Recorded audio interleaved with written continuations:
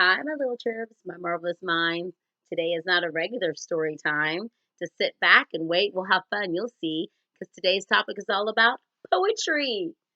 All right, I love poetry. I've been writing poems since I was like 16. It's exciting and fun, and I think it's a great way to express your feelings. You could write sad poems, happy poems, all kinds of poems. But I really like funny poems. And this book is called A Bad Case of the Giggles. I've had this book for so long that I've lost the main cover, and it's filled with sticky notes. This is a compilation, and compilation just means like you come and pile things together. So they pile all the different poems together in this one book, and Bruce Lansky is the one who compiled them. So I'm going to read a few of them. And as I'm reading, I want you to think about the rhyming pattern. If the first and second lines rhyme, or if none of it rhymes. I think all of these rhyme though. And also think about the length of them and notice if they have one stanza or several stanzas, which is a group of lines in poetry. So check out these first couple of ones. This says, I'm going to read this one right here. I'm going to say I'm sorry. I'm going to say I'm sorry. It's time for this quarrel to end. I know that we both didn't mean it, and each of us misses a friend. It isn't much fun being angry, and arguing's just the worst. And I'm going to say I'm sorry, just as soon as you say it first. And that's by Jeff Moss. Hilarious. This one's called I Have No Trouble Sharing. I have no trouble sharing. I'm good at it, you'll find. When I eat watermelon, I'll always share the rind. When there's a chore like cleaning my filthy, dusty room, I'm never ever stingy. I always share my broom. And if you share your cookies, I'm hoping that you do. The next time I eat walnuts, I'll share the shells with you. I think a kid like me is so very, very rare. A kid that has no trouble with knowing how to share. And that's by Robert Scott Tellero. This book is packed with hilarious, fun poems. This one is called Hand-Me-Downs. Oh, I think I skipped one. Yeah. This one is called Smart. I want you to pay very close attention to this one. This poem makes you think. Smart. My dad gave me $1 bill because I'm his smartest son. And I swapped it for 2 shiny quarters because 2 is more than 1. And I took the quarters and traded them to Lou for 3 dimes. I guess he don't know because 3 is more than 2. Just then along came old blind Bates, and just 'cause he's blind he can't see. He gave me 4 nickels for my 3 dimes because 4 is more than 3. And I took the nickels to Hiram Coombs down at the seed feed store, and the fool gave me 5 pennies for them because 5 is more than 4. And then I went and showed my dad, and he got red in his cheeks and closed his eyes and shook his head, too proud of me to speak. And that's by Shel Silverstein, very famous poet. She has her book Where the Sidewalk Ends, filled with some poems that you've probably heard of before.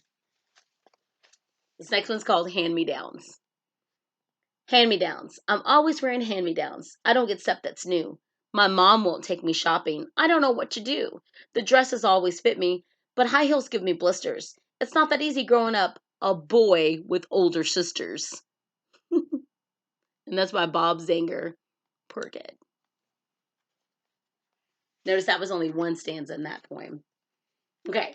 Now, if you have Nick at Night or the Cartoon Network, maybe you've seen some episodes of Popeye the Sailor Man. Hilarious old cartoon, but he has a theme song, and this poem kind of makes a parody of that theme song. So that means I have to sing it. Popeye the Sailor Man. I'm Popeye the Sailor Man.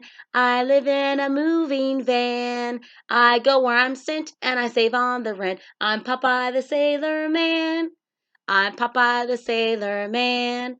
I live in a caravan. I open the door and I fall through the floor. I'm Popeye the Sailor Man. I'm Popeye the Sailor Man. I live in a garbage can. It's cramped and it's crude, but I get lots of food. I'm Popeye the Sailor Man. I'm Popeye the Sailor Man. I'm doing the best I can. I eat all my spinach. I fight to the finish. I'm Popeye the Sailor Man. Toot toot. And that's by Esther L. Nelson. I love parodies. Weird Al Yankovic is a famous artist known for making parodies of other people's songs. Now, poems can also be written like tongue twisters. Here's a classic tongue twister, but written like a poem. Betty Botter. Betty Botter bought some butter. But, she said, the butter's bitter. If I put it in my batter, it will make my batter bitter. But a bit of better butter, that would make my batter better. So she bought a bit of better butter, and then her bitter butter, and she put it in her batter, and the batter was not bitter. So 'twas better body botter bought a bit of better butter.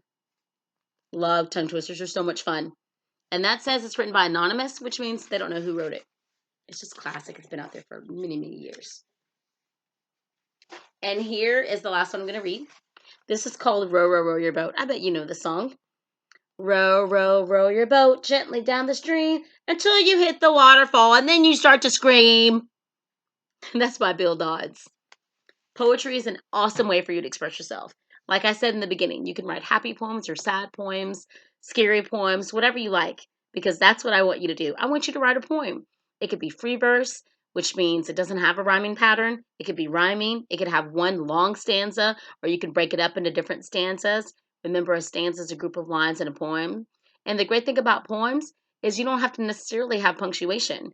You kind of throw out the rules a little bit when it comes to poetry. You can still make sure words are spelled correctly and that you still have awesome voice and vocabulary in it. But most poems don't have punctuation. So have fun with it. I want you to add some figurative language. You're already on my YouTube channel, so you might as well check out the SMATHO video. SMATHO stands for S is simile, M metaphor, A alliteration, P personification, H hyperbole, and O is automatopoeia. Simile just means you're comparing two things using like or as. A metaphor is comparing two things that you don't use like and you don't use as. Alliteration means you're repeating the same sound. Personification means something not human acting like a person. Hyperbole means over-exaggeration. An automatopoeia is a sound effect word. Check out the video for more information on that. Please use some figurative language in your poem and be creative, be emotional, heartfelt with it, because I believe you can be very flowery with your words when it comes to poetry. All right. Now, remember, be kind because it's the right thing to do. Be your best because I know it's in you. You're incredible thinkers, boys and girls, and who knows? Your marvelous mind just might change the world. There's a poem for you right there. Have fun with it. See you next time. Stay marvelous.